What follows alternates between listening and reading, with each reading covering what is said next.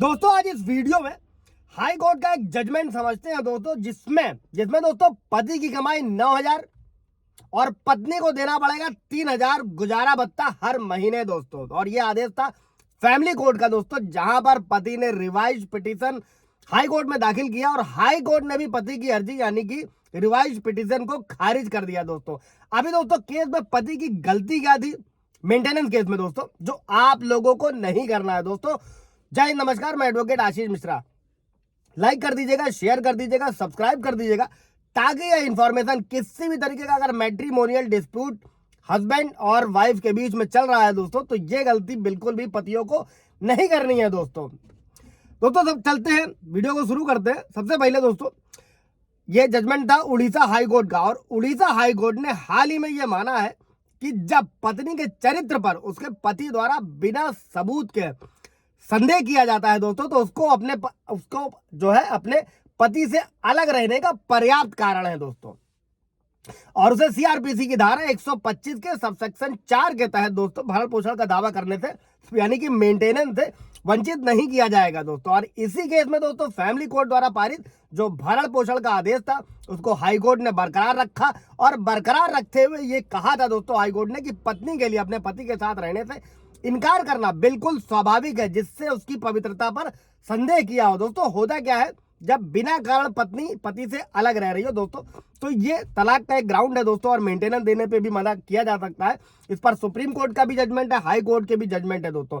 लेकिन चूंकि इस केस में पति ने पत्नी पर एक्स्ट्रा मैरिटल अफेयर्स के ब्लेम लगाए थे दोस्तों। अभी हम लोग बढ़ते हैं दोस्तों केस की तरफ।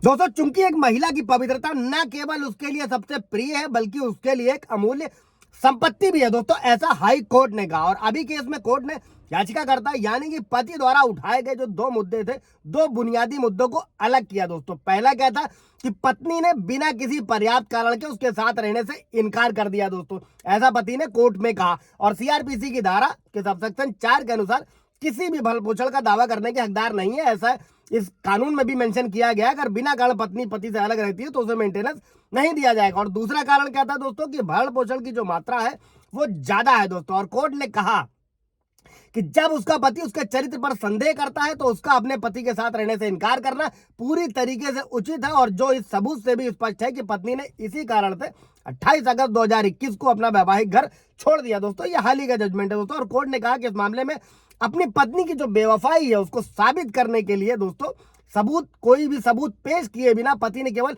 अपनी पत्नी का चरित्र हनन किया है, जो अपने आप में पत्नी द्वारा पति की दलील खारिज किए जाने योग्य है दोस्तों, और इस पर विचार नहीं किया जा सकता। और साथ ही हाई कोर्ट ने मेंशन किया कि याचिकाकर्ता यानी कि जो पति था, अब ये भी समझिएगा दोस्तों कि वो एक कुशल मजदूर के रूप में काम कर रहा है, ऐसा कोर्ट ने कहा, और जिसकी जो मंथली इनकम है वो 9,000 रुपए है। और इसी तरीके से उन्होंने कहा कि जब पत्नी अपना भरण पोषण करने में अगर सक्षम नहीं है तो फैमिली कोर्ट ने उसे 3,000 रुपए का जो मासिक भरण पोषण बांधा है उसके लिए कोई भी गलती नहीं करी है दोस्तों, इसीलिए रिवाइज पिटीशन को खारिज कर दिया गया दोस्तों। जो मैं अपने कई सारे व्यूअर्स के भी सवाल रहते हैं और हर वीडियो में रिपीट किया हुआ है कि अगर आप किसी भी तरीके का ब्लेम लगा रहे हैं या अगर आपको साबित कर रहे हैं तो आपके पास सबूत होना बहुत जरूरी होता है, तभी आपको फैमिली कोर्ट से अगर हेल्प नहीं मिलती है तो हाई कोर्ट से डायरेक्शन लेकर आप आगे बढ़ सकते हैं। कोई सवाल जवाब होगा दोस्तों तो पूछेगा। Thank you.